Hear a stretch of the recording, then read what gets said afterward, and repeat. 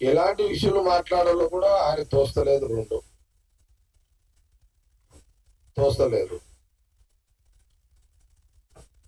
కేటీఆర్ గారు ఏం చెప్తున్నట్టే ఒక రాజకీయ లెసన్ మీరు తీసుకోండి, అవుతారు ట్రైనింగ్ తీసుకోండి. మీరు కేసీఆర్ గారు 10 ఏళ్ళు సీఎం ఉన్నాడు, నువ్వు 10 ఏళ్ళు మీరు మినిస్టర్ గా ఉన్నారు. మీరు బెటర్ నా సజెషన్ కేటీఆర్కి ఏంటంటే బెటర్ ఎక్కడైనా ఏదైనా పొలిటికల్ కోచింగ్ సెంటర్ ఉంటే అక్కడ పోయి కోచింగ్ సెంటర్ లో ట్రైనింగ్ తీసుకోండి మీరు బెటర్.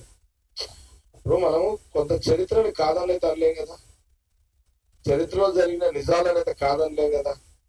ఏంది ఆ నిజం? ఏంది? రాజీవ్ గాంధీ ఒక నిజం. రాజీవ్ గాంధీ దేశ ప్రజల కోసం, దేశ ప్రజల పాలసీ మ్యాటర్ లో డిసిషన్ తీసుకునే దాంట్లో దేశ ప్రజల కోసము బలిదానం కాబడ్డాడు అనేది నిజం. దేశ ప్రజలు సాక్షిగా మరి ఆ రోజు మిలిటెంట్లు మరి ఆయనని బ్లాస్ట్ చేసి చంపడం నిజమే కదా. ఇప్పుడు ఈ నిజాన్ని ఒక సందర్భంలో కేసీఆర్ గారికి నేను ఒక మాట ఏం చెప్పదలుచుకున్నట్టే, రాజకీయంగా కేటీఆర్ కూడా ఏం చెప్తున్నట్టే, కేసీఆర్ గారు కూడా సలహా ఇస్తున్నాం మీడియా ద్వారా. సార్ కేసీఆర్ గారు బెటర్ మీరు కేటీఆర్ కొంత ట్రైనింగ్ ఇప్పియండి పొలిటికల్ గా.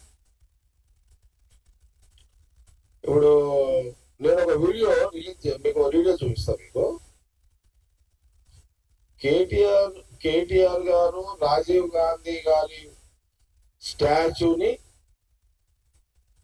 సెక్రటేరియట్ ముందు పెట్టొద్దు, పెడితే తీసేస్తాము అని, స్టాచ్యూని మీకు గవర్నమెంట్ వస్తే మీరు తీసేస్తామని నువ్వు ఏదో అన్నావు.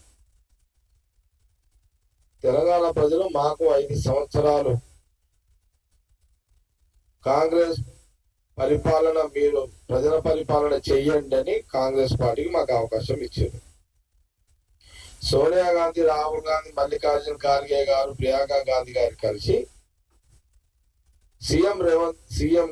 రేవంత్ రెడ్డి గారిని సీఎం గా చేయడం జరిగింది.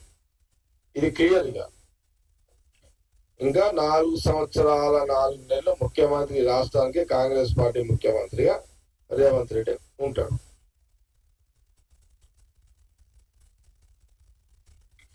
ఇప్పుడు ముఖ్యమంత్రి రేవంత్ రెడ్డి గారు రాజీవ్ గాంధీ గారు దేశ ప్రజల కోసం బలిదానమైన మహానాయకుడు రాజీవ్ గాంధీ గారి స్టాచ్యూని సెక్రటేరియట్ ముందు పెట్టాలి.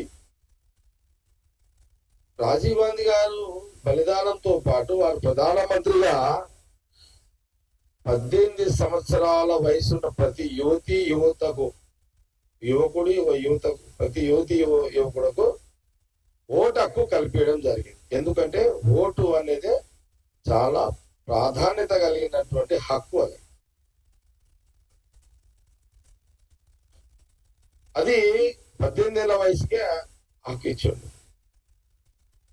నేను ఇంకో మాట చెప్తున్నా, కేటీఆర్ గారికి ఒక మాట ఏం చెప్తున్నా, మీరు సాఫ్ట్వేర్ జాబా, కేటీఆర్ జాబ్ అమెరికాలో చేసింది సాఫ్ట్వేర్ కదా. మీరు మంత్రి కాకముందు, మీరు ఆయన సీఎం కాకముందు మీరు సాఫ్ట్వేర్ ఉద్యోగి. ఈ సాఫ్ట్వేర్ ఉద్యోగి టెక్నాలజీ, ఈ ఐటీ టెక్నాలజీ ఇది తెచ్చింది ఎవరు?